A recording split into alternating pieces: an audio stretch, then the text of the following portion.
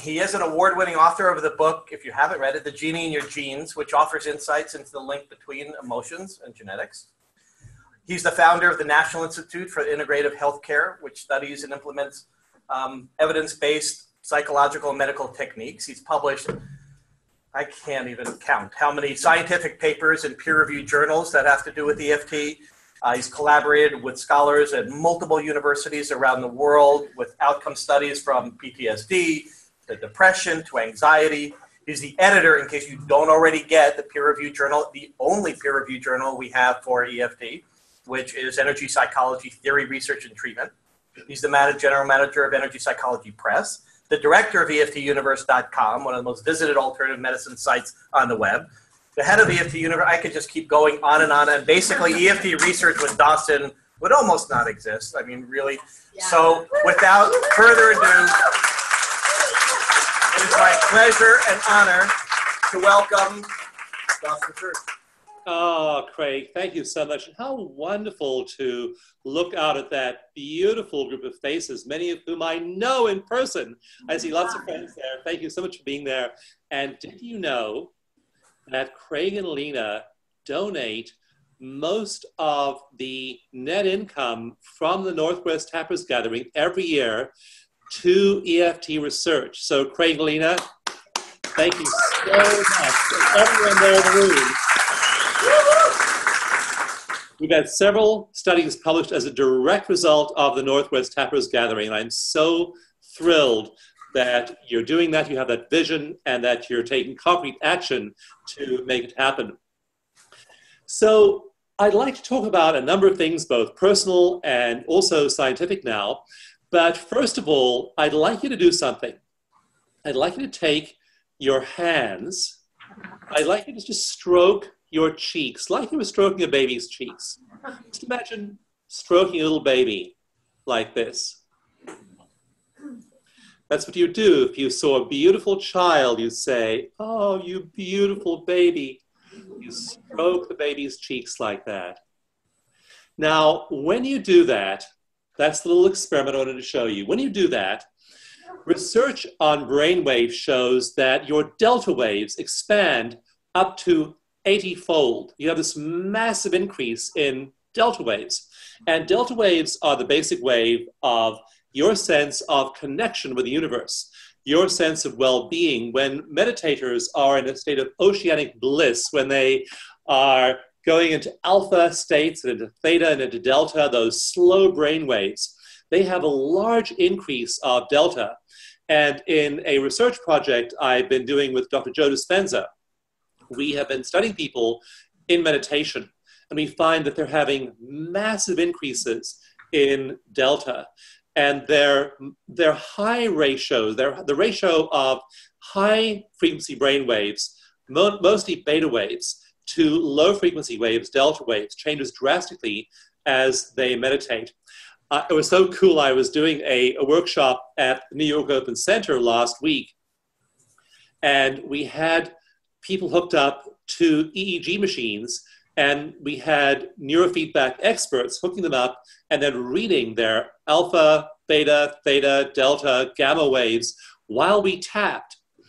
And it was amazing to see the reaction of these neuroscientists. They were sitting there, and like after the first session, they came to me and said, "Dawson, we're seeing amazing things here. We're seeing huge increases in delta, your slow wave, again, that wave of oceanic bliss. We're seeing increases in theta waves. Theta waves are the characteristic brain wave of healers."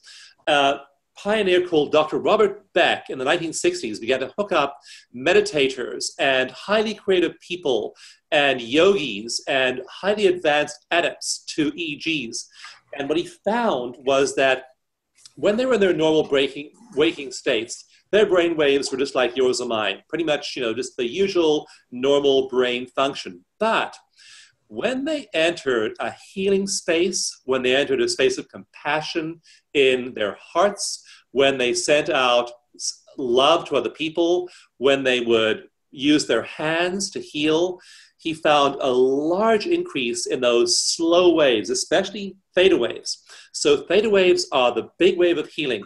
And the interesting thing was that some of the people he hooked up were Christian. faith healers. They would pray for people, and they did the ancient biblical tradition of laying on of hands. Or they were holy roller Pentecostals, and they were speaking in tongues and laying on hands and praying for people. Or some of them were chi masters. Some of them were projecting qigong into their clients. Others were psychics. And he found it didn't matter what their philosophical or religious background was. From Native American shamans to Australian Aboriginal shamans to modern faith healers, to healing touch practitioners, to Pentecostals, all of them, when they were in that healing space, had huge flares of theta waves. So theta waves and delta. And when you just touch your cheek like that, you produce this big increase in delta. And as we meditated with those people at the open center, as we tapped with them, their ratios of those waves changed dramatically in the course of just a few moments. Their high frequency brain waves, beta waves, that's the thinking brain and the anxious brain. People having a panic attack will have a huge flare of that high frequency beta wave. Those waves just went way, way, way down, and those healing waves came out, and also those oceanic bliss delta waves came out that you were able to generate just by touching your cheek. So we now know that amazing, exciting, powerful shifts are happening inside the body when you tap. The initial research at EFT was simple. It was pen and paper research. People would take a pen and a paper, they'd fill out a research form, they do it at the beginning of a workshop, they do it after a workshop. And after I got about 200 of these forms from people at various workshops, I sent them off to the University of Arizona in 2008 and had them do a statistical analysis of what was going on with people's levels of anxiety and depression and hostility and phobias and all these psychological symptoms. And they found that there was a massive drop in all of those psychological symptoms over the course of just one day of EFT. The other thing we did in those one-day workshops is we were measuring people's levels of cravings for salt, cravings for sugar, cravings for chocolate, cravings for cigarettes, for alcohol, for sweets, for pastries, all kinds of things. And we found that their levels of cravings dropped by 83% in the course of a half hour of tapping.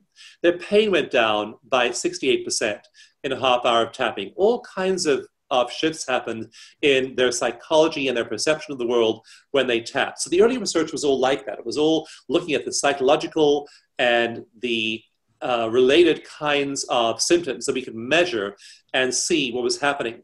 And that made me really, really confident. So 2006, 2007, 2008, I was doing that sort of psychological research.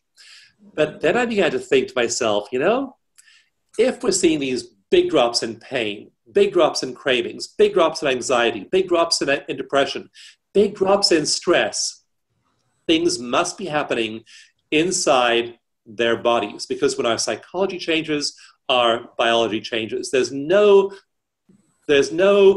mind-body split. The mind-body split is a complete construct. Our minds and bodies are functioning on a continuum. One of the earliest people calling themselves a psychologist was Wilhelm Wundt. He had a lab in Leipzig in Germany in the 1860s and 70s, and he was doing experiments with primates.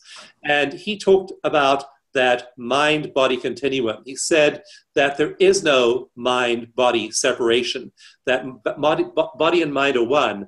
And this is 150 years ago. Advanced psychologists already realized that. And only recently, in the 20th century, has this illusion arisen that we go and treat people. We treat their bodies independently of their minds.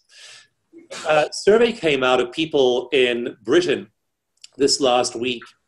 It showed the average pensioner, 65 and over, so these are elderly people in Great Britain, massive study of people in the National Health Service, and it's easy to collect data in Britain because everyone belongs to a single-payer healthcare system, which I devoutly hope will soon be the case in America. But it's easy to collect data that way because it's an efficient way of getting a large number of people together. You collect their data, you can then analyze the trends. But they found a very disturbing thing, and that is that the average 65-plus-year-old person, adult, is on 5 medications, an average of 5 medications. Some people were on over 20 medications. And I'm going to tell you, that is completely the wrong way to go.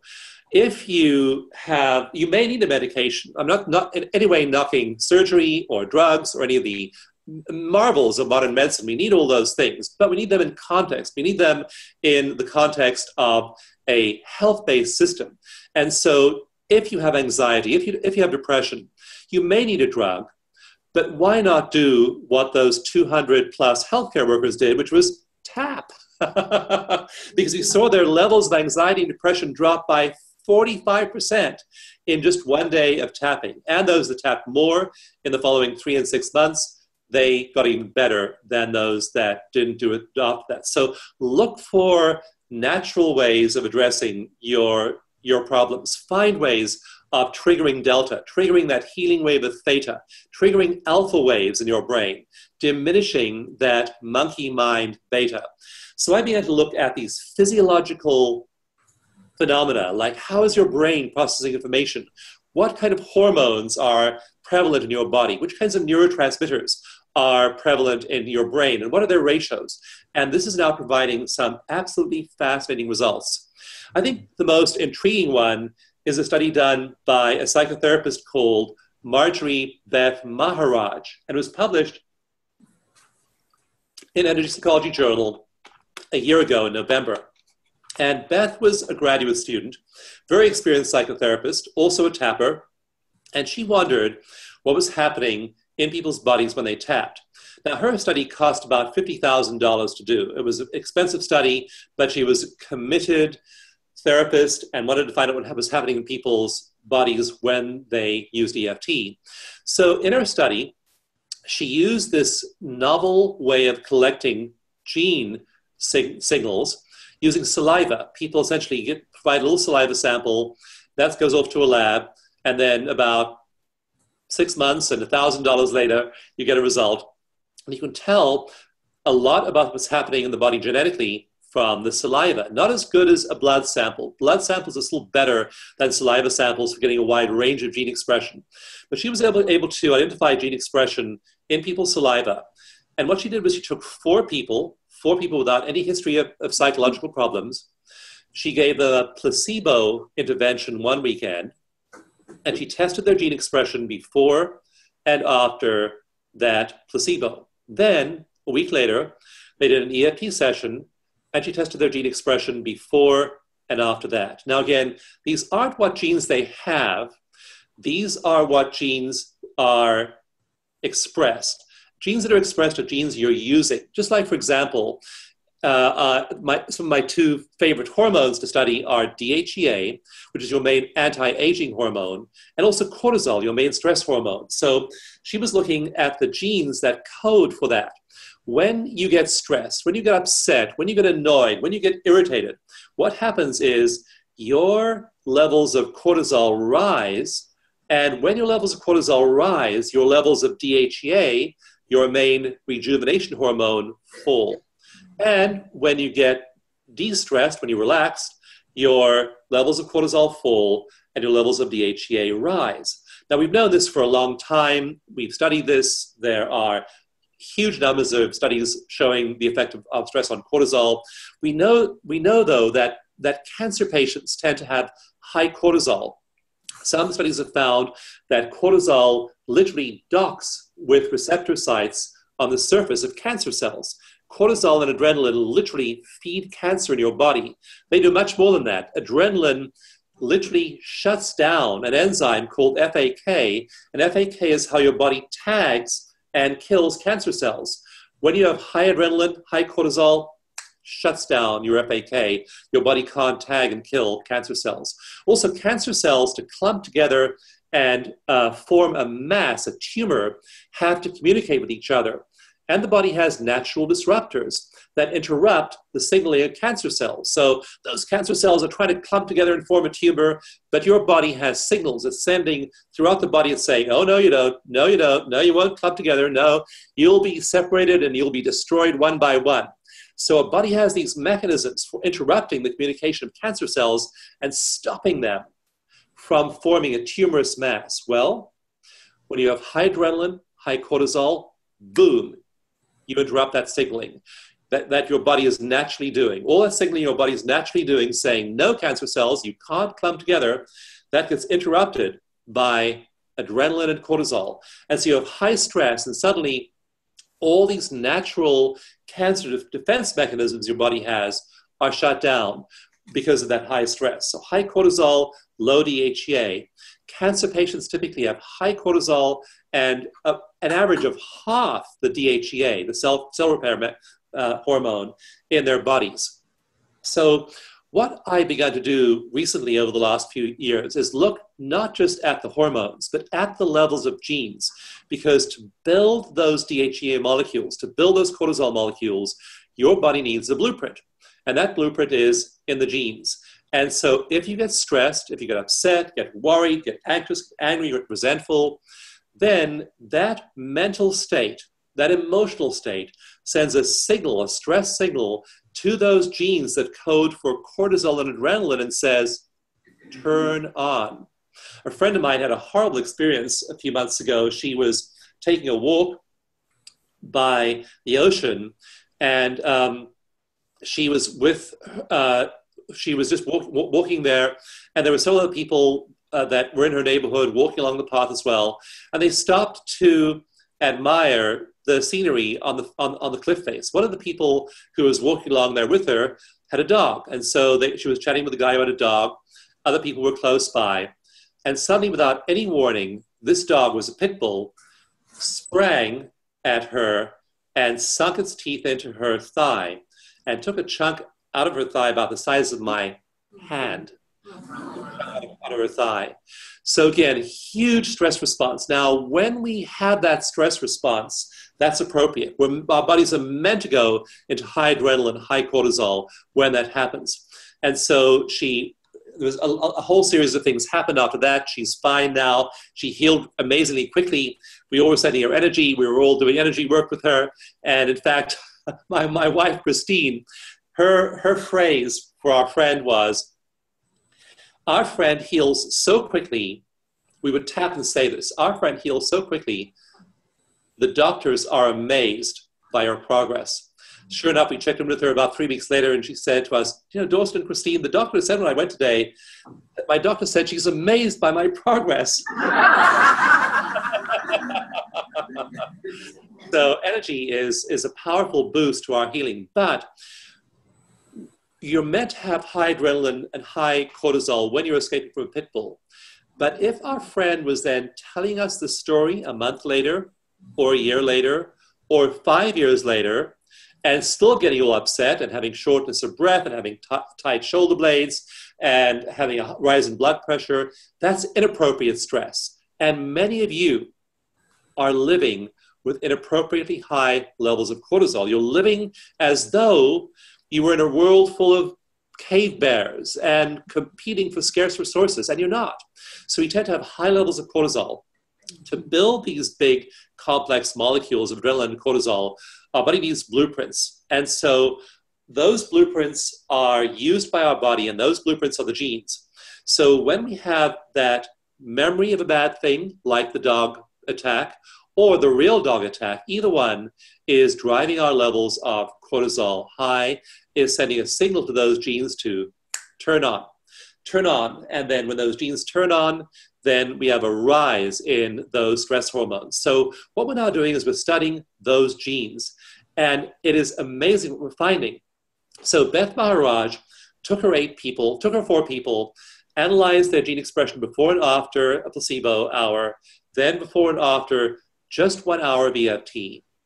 And she found that after 1 hour of EFT, 72 genes were turned on, were upregulated, were dialed up by just 1 hour of tapping.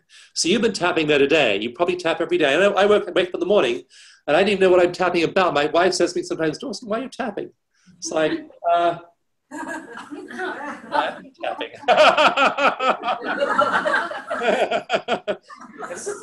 Most valid essay questions.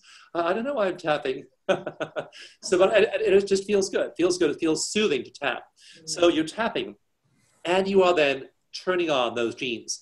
Here are some of those 72 genes and their functions that she found were upregulated, were dialed up by EFT. Tumor necrosis factors, TNFs. TNFs, tumor necrosis factors, are genes that help our body identify and kill cancer cells. Tumor necrosis factors. Tumor necrosis just means cancer death. It's like the body sees a cancer cell and goes, getting rid of that thing right now. Those tumor necrosis factors were dialed up. Several different ones were dialed up for several different kinds of cancer cells to zap those cancer cells. Genes that code for building cells in our neural network, especially to do with memory. Now, I'm giving you a talk here. Obviously, I'm wildly excited about my topic, but I don't have any notes. I don't need to think about that. I don't need to go and read or flip some notes over here, because I can remember all this stuff. I can memorize things. I can memorize complex things, partly because I'm tapping. And we found that those genes that code for having a good memory, being able to turn short-term memories into long-term memories, those genes were all turned on by tapping. Genes that produce the insulation around the neurons in the white matter of your brain. And insulation is really important. It's like a wire. So you have a power cord, like over here. There's a power cord. There's this white cord for my Apple computer. It's got a cable in the middle of it. The cable is made out of copper, and this copper cable is sheathed with this white insulation. Same thing with the axons in your nervous system. You need insulation around the core of the axon, which is carrying the data. If you have leaky insulation or poor insulation, it shorts out and doesn't carry the signal properly. So one of the genes that she found was more highly expressed, dialed up, had to do with increasing that insulation around the stems, around the cables of the neurons in the white matter of your brain. She found genes that had to do with metabolism were turned up. So your metabolism is revved up by tapping. She found genes that code for the production of red blood cells were dialed up. Red blood cells, of course, are carrying nutrients, they're carrying oxygen to every single cell in your body. She found those genes were dialed up by that 1 hour of EFT. Genes that code for some of the white blood cells that are able to identify and kill invading bacteria and viruses. Those genes were dialed up. Genes that code for substances in your skin that protect your skin from the sun's ultraviolet radiation in the epithelial layer of your skin. Those genes were dialed up. Again, 72 genes were dialed up, and they had pervasive effects across your whole body. So that's where research is going now. More and more research is being done to what's happening inside your body, and it is wildly exciting.